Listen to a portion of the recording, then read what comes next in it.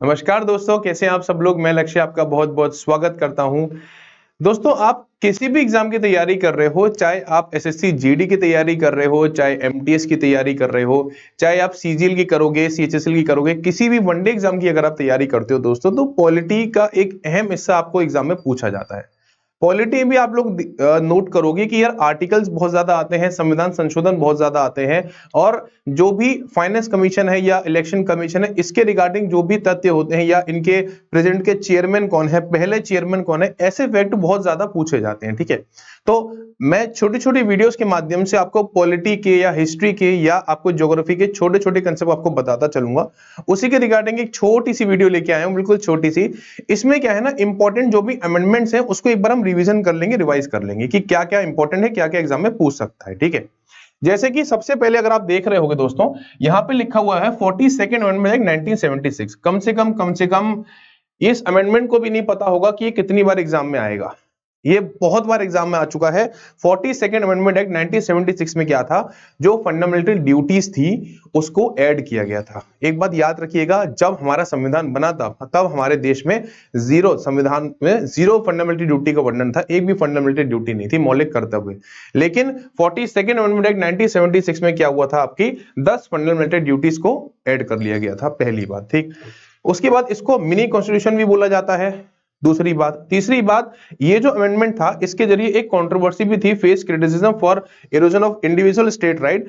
इसमें जो subsequent amendment like 44 and 86 amendment rolled back because of these changes restore to balance of power, protect the fundamental rights.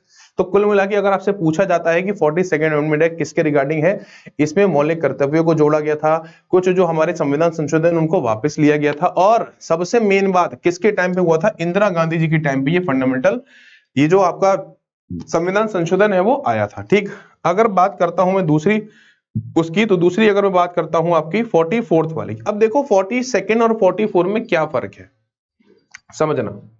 इसमें लिखा है 44 amendment act जो है 1970 है, पीएम कौन थे, मोरारजी देसाई थे, पहली बात।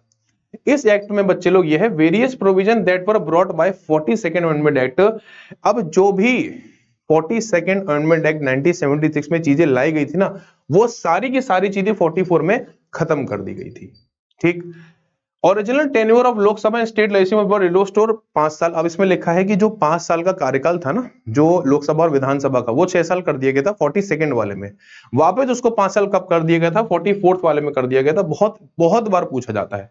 उसके बाद आपने सुना होगा राइट टू प्रॉपर्टी, मैंने बहुत आसान ट्रिक से याद भी करवाया है।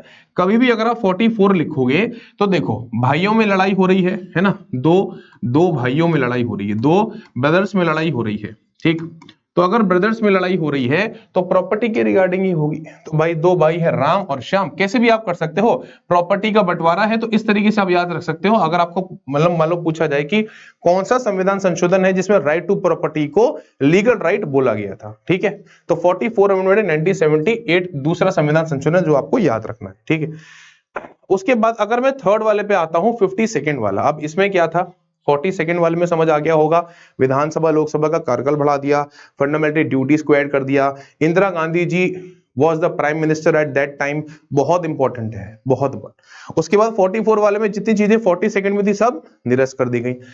52 वाले में क्या था, 52nd amendment act Indian constitution deal with anti defection law. ये क्या है, अरे ये क्या है, ये क्या है, दल बदल का कानून है। दल बदल मतलब क्या होता है, देखो जैसे हम लोग देखते हैं कि पॉलिटिकल पार्टीज होती है, मेंबर्स होते हैं, जो पार्टी जीत रही होती है, आपको लगता है कि यार इस पार्टी में चलते हैं, इस पार्टी में, तो सारे के सारे भैया एक ही तरफ हो जाते हैं, जो जीत रही उसी की साइड हो जाते हैं। दल बदल का कानून लाया गया था, बहुत बार पूछा जाता है। इस समय प्रधानमंत्री कौन थे, Rajiv Gandhi was the prime minister. इसमें था क्या, amendment deals with the disqualification of member, member को हम डिस्क्वालीफाई कर देंगे and state after being elected.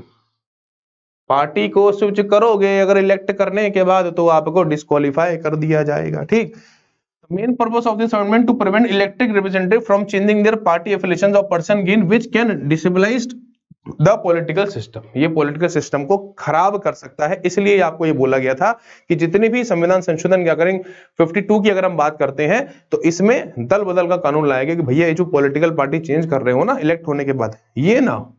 ठीक, प्रधानमंत्री कौन थे, Rajiv Gandhi was the prime minister.